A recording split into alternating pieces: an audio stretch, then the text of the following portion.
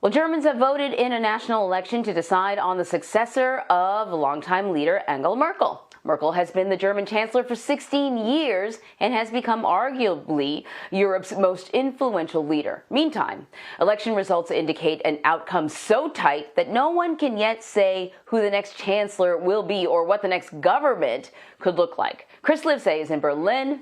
Chris, good morning. Good morning, Anne-Marie.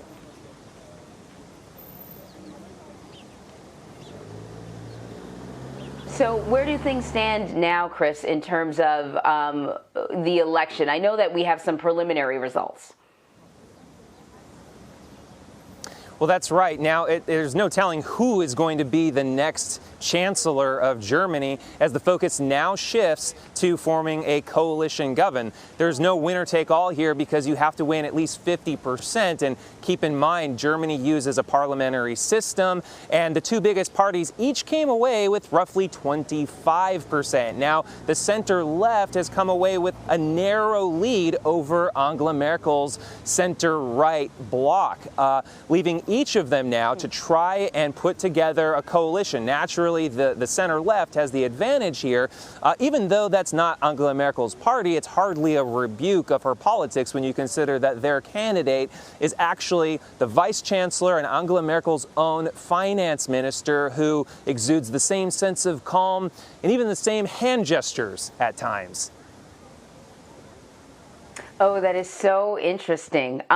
So sort of give us a sense of then what happens moving forward. Obviously, there's not a parliamentary government here in this country. So negotiations, I presume, and how will those unfold? And what's the timeline, do you think, that we're looking at to get a good look at what the government will look like in Germany? Well, it's anyone's guess. I mean, the last time we were in this situation, it took about 6 months. And not until around Easter time did Germany actually have a government. So that could very well be the case right now. However, we did recently hear from Olaf Scholz. He's the leader of, he's the candidate for the center-left party. He's confident that he can put a coalition together before Christmas. The reason he's pointing that out is because if they don't form a government by then, we will still see Angela Merkel in charge as the caretaker chancellor on Christmas, giving the traditional Christmas time address. But that might just be, high hopes. There's really no way to determine now what kind of political horse trading is going to take place. So, Chris, give me a little more information about Olaf Scholz. If he could be the next chancellor, what sort of person is he? What's his background?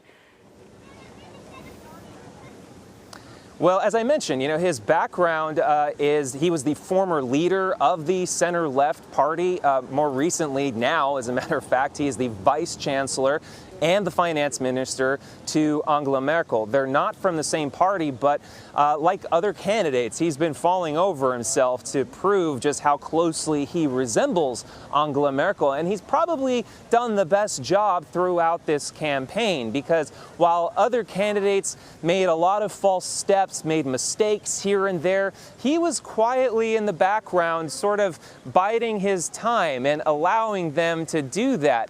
He never made any strong, charismatic gestures, but he didn't really have to, especially in a country that's been conditioned to Angela Merkel's stoic calm, which has come to define this country and is probably why they're now expecting a continuation of the Angela Merkel chancellorship, no matter who the winner winds up being. Yes, it's certainly the type of leadership that I presume Germans are comfortable with. I remember listening to an interview about this, and the individual who was talking said the thing about Angela Merkel is that Germans felt like they could sleep at night, that if that emergency phone call happened in the middle of the night and Angela Merkel picked up the phone, then things would be sort of steady as they go. But I still have to ask, what does a Germany look like moving forward without Angela Merkel at the helm? And though she was the chancellor for the last 16 years, perhaps that is the Germany of the last 16 years. And could we be looking at a different type of Germany moving forward?